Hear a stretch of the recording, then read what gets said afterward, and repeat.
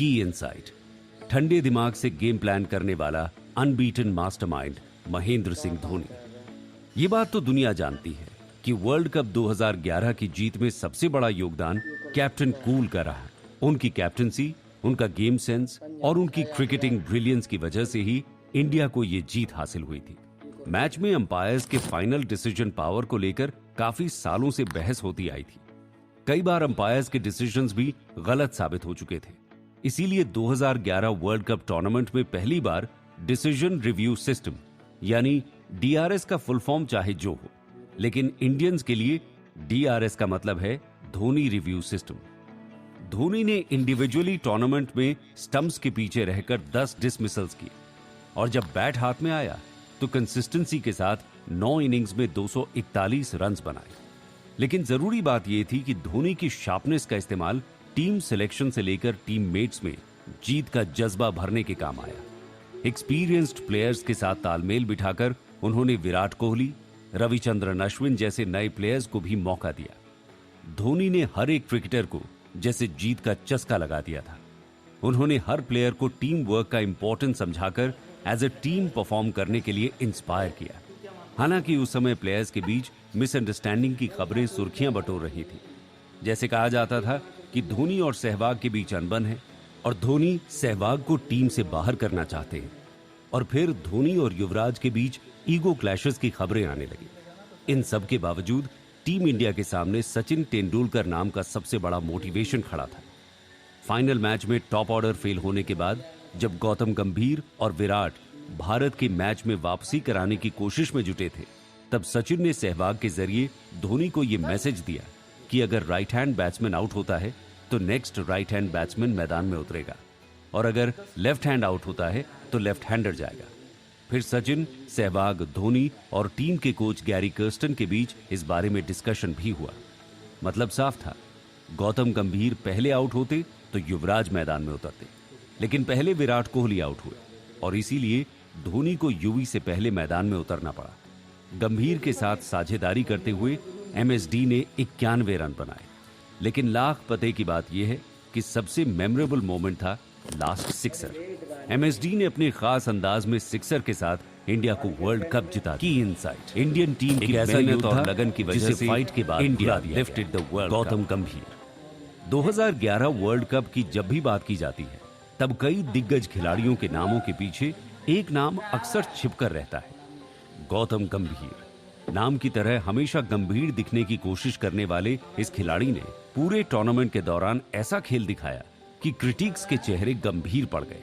Series में 9 innings खेलकर गंभीर ने टोटल 393 रन्स बनाए थे। वो सीरीज में इंडिया की तरफ से सेकंड हाईएस्ट स्कोरर रहे।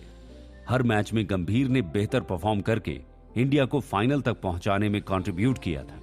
लेकिन उनकी सबसे यादगार इनिंग रही world cup final India versus Sri Lanka. Sri Lanka ने टॉस जीतकर पहले बैटिंग का फैसला लिया और इंडिया के सामने 274 रन का टारगेट रखा।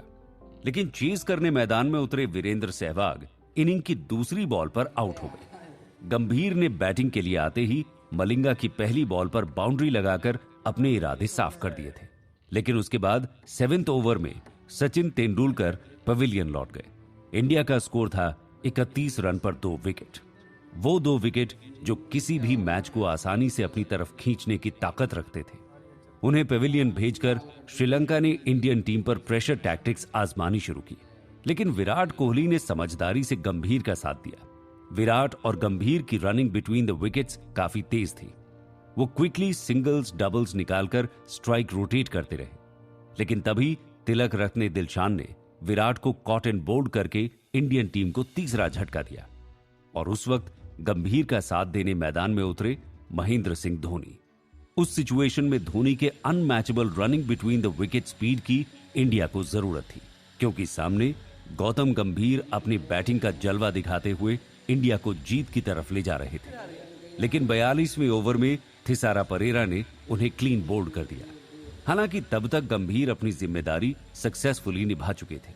टॉप ऑर्डर फेल होने के बाद मुश्किल हालात में अंडर प्रेशर बैटिंग करते हुए उन्होंने 97 रन बनाए और इंडिया को 223 रन तक पहुंचा दिया था। उसके बाद इंडिया को जीत के लिए सिर्फ 52 बॉल पर 52 रन यानी बॉल टू रन की जरूरत थी। अगर दिल से कहें तो अगर गौतम गंभीर उस मैच में एफिशिएंटली परफॉर्म नहीं करते तो शायद इंडिया वो मैच हार जाता। अफसोस की बात है कि 2011 के वर्ल्ड कप का कई बार जिक्र किया जाता है, कई सारे नाम गिनवाए जाते हैं, लेकिन गंभीर को काफी कम याद किया जाता है। की इनसाइट, क्रिकेट में सिर्फ बैटिंग से ही नहीं बल्कि बॉलिंग से भी मैच जीती जा सकती है, यह साबित करने वाला master of ball Zaheer Khan. Cricket के इतिहास में जब भी किसी विनिंग मोमेंट की बात की जाती है तब ज्यादातर बैटर्स का ही नाम जुबान पर आता है, लेकिन वर्ल्ड कप 2011 की ट्रॉफी इंडिया को दिलाने में सबसे बड़ा कंट्रीब्यूशन एक बॉलर का रहा, एक मास्टर ऑफ नकल ball Zaheer Khan.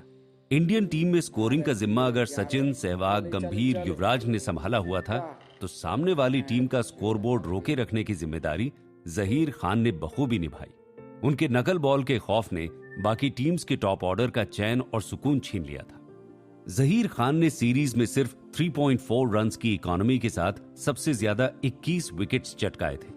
Final match में भी श्रीलंका के ओपनर उपुल थरंगा को सेट होने से पहले पवेलियन भेज दिया और फिर चमारा कपुगेदरा को आते ही वापस भेज दिया।